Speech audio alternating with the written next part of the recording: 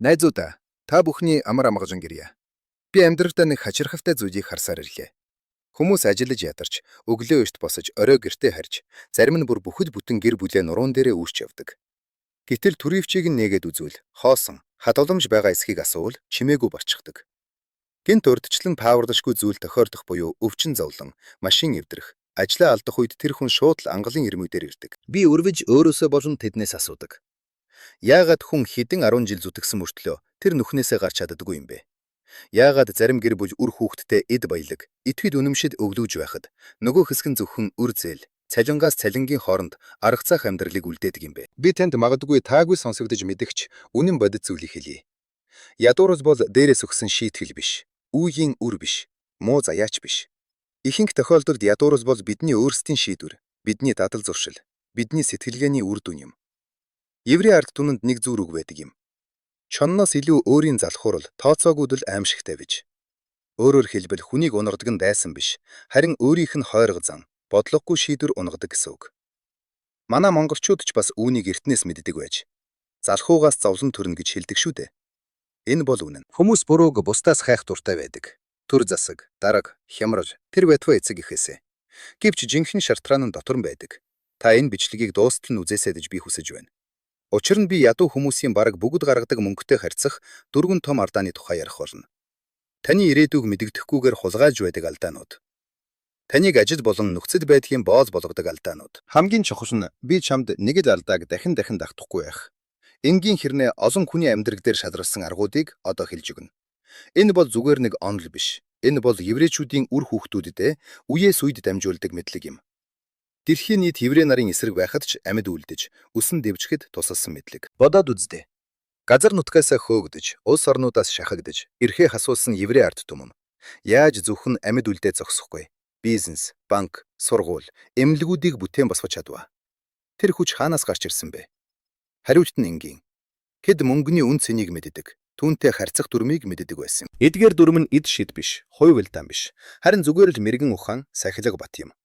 Одоо танаас шуудхан асууя. Мөнгө таныг ож амжихаас ч хурдан алга болчихдаг гэж та бодож байсан уу? Цалин буухад ердөө 2хан өдрөл баян хүн шиг санагдаад, дараа нь хорголоо тоож эхэлдэг үе байсан уу? Хичнээн их ажилласан ч мөнгө хүрэхгүй байна гэсэн мэдлэмж төрж байсан уу? Хэрвээ та ядаж нэг асуултад нь тийм гэж хариулсан бол энэ бичлэг танд зориулагдсан. Цаашдаа би ордов тань өссөн ч таныг ядуу хэвээр нь байлуулдаг тэр дөрвөн алдааг дэлгэх болно. Би өөрийн болон бусдын түүхээс хуваалцаж, эдгээр алдаа хүний хувь заяаг хэрхэн сүйтгэдэг болохыг харуулах болно. Гэхдээ хамгийн гол нь та хариултаа авах болно. Цалингаас цалингийн хооронд амьдрахаа болж, мөнгөний зажаас байхаа болж, мөнгийг өөрийнхөө төлөө хэрхэн ажилуулахыг би асхам ашхмаар харуулах болно. Шуудхан хэлье. Зарим хэсэгт танд таагүй санагдаж магадгүй. Учир нь та миний үгнээс өөрийгөө олж харж магадгүй. Магадгүй та олон жилийн турш тэр алдаагаа дагцсаар байснаа ойлгох байх. Гэхдээ энэ ухаарл бол өөрчлөлтийн эхний алхам юм. Еврей мэрэгэн үгэнд алдаагаа олж хараагүй хүн түүнийгээ дахин дагтах тавилантай гэдэг. Өнөөдөр танд энэ тойргийг таслах боломж байна. Тиймээс сувга бүс солиорой. Энэ бичлэгийг дуустал нь үзсний дараа та мөнгийг өөр нүдээр харж, магадгүй яг өнөөдрөөс таны санхүүгийн шин ирээдүй эхлэх болно гэдгийг би амлаж байна. Одоо хүмүүсийг санхүүгийн нүхэнд үлдээдэг дөрвөн гол алдааг задлж үзье. Нэгдүгээр алдаа. Өнөөдрөөрөө амьдрах. Шударгаар хэлдэ. Танд ийм зүйл тохиолдож байсан уу? Цалин карт руу орж ирэнгүүт өөрийгөө хаан мэт мэдэрдэг. Явж амттай юм авч идий. Дараа нь дэлгүүр орж шин цамц авна. Оройн ресторанд сууна. Гэтэл 7 хоногийн дараа сап гээд мөнгөгүй болчихдог. Энэ бол өнөөдрөөрөө амьдрах гэгч юм. Бид өнөөдөр хадгалаагүй зоос маргааш хүнийх болдог гэж ярьдаг нь цэвэр үнэ. Би Ицхак гэдэг нэг залууг мэддэг байлаа. Сайн залуу, ажилсаг, өдөр бүр мөнгө олж ирдэг. Гэтэл яасан гэж өдөр бүр тэр мөнгө нь хоол хүнс, баяр яслал, жижиг сажиг зүйл дурсаад алга болдог байв. 20 жил зүтгээд эцэст нь хоосон хоцорсон. Харин миний нөгөө нагаз ах огт баян хүн байгаагүй ч олсныхоо ядаж 11-ийг хадгалдаг байв. Инээдтэй санагдаж байна уу? Гэхдээ 10 жилийн дараа тэр хөрөнгөтэй болж, хүүхдүүдээ байртай болоход нь тусалсан юм. Танд асуулт тавья. Та хэний түүхэнд ормоор байна вэ? Ицхакийн хүү, эсвэл миний нагаз ахын хүү? Хоёрдугаар алдаа. Эд зүйлийн төлөөх зээл. Энэ үргэлж инээдтэй санагддаг. Хүн шинэ утас авах гэж зээл авдаг. Яах гэж? Яах вэ? Бүгд л шинэ утастай явж байна. Би юугаараа дутдаг юм? Хамгийн инээдтэй нь жилийн дараа тэр утас хуучирдаг. Харин зээлээ төлсөөр л байдаг. Энэ бол таныг хаяад явсан хүнтэй гэрэлчгээд Хүүхдийн тэтгэлгийг нь төлсөөр байгаатай агаар нэг юм. Би нэг залуу гэр бүлийг харсан. Гэд өргөө амьдарч болохгүй гэж шийдээд шууд л зээл агцгаасан. Тавилга, машин, амралт зугаалга. Бусдын адил амьдрахыг хүссэн хэрэг. Гэтэд 3 жилийн дараа тэд бусдаас дор амьдарч эхэлсэн. Учир нь тэд зөвхөн банкны төлөөд ажиллаж байв. Еврей ном судруудад өр бол хүн өөрөө инээмсэрлэн очдог боолчлол юм гэж бичсэн байдаг. Үнэхээр ч хүмүүс өрийн дөнгөнд орохдоо баяртай байдаг. Чамд зөвлөгөө өгөхөд хэрв тухайн зүйл танд орлого орж ирэхгүй, эсвэл мөнгийг тань хадгалахгүй бол зээлийн тухай март. Хүсэж байвал хоримтлуул, эсвэл хурдан мөнгө ол. Гэхдээ боолн болж болохгүй. 3 дугаар алдаа. Мөнгөний хуулийг мэдэхгүй байх. Энд бүх зүйл энгийн. Хэрв та мөнгө хэрхэн ажилтгийг мэдэхгүй бол мөнгө таны эсрэг ажиллана. Би залуудаа эрсдэл тооцооллыг нь ч ойлгохгүйгээр нэг ажилд хөрөнгө оруулж үлээ. Юуг нь тооцдог юм? Бүх зүйл ойлгомжтой байна гэж бодсон. Үр дүн нь бараг бүгдийг нь алдсан. Хэцүү байсан ч би сургамж агсан. Мэдэхгүй байна гэдэг нь банкны ямар ч хүүгээс илүү үнэтэй тусдаг. Гэтэл миний хөрш жирийн нэг оёдогч нь оройдоо санхүүгийн ном уншиж, суралцаж, тооцоолж хадгалдаг байв.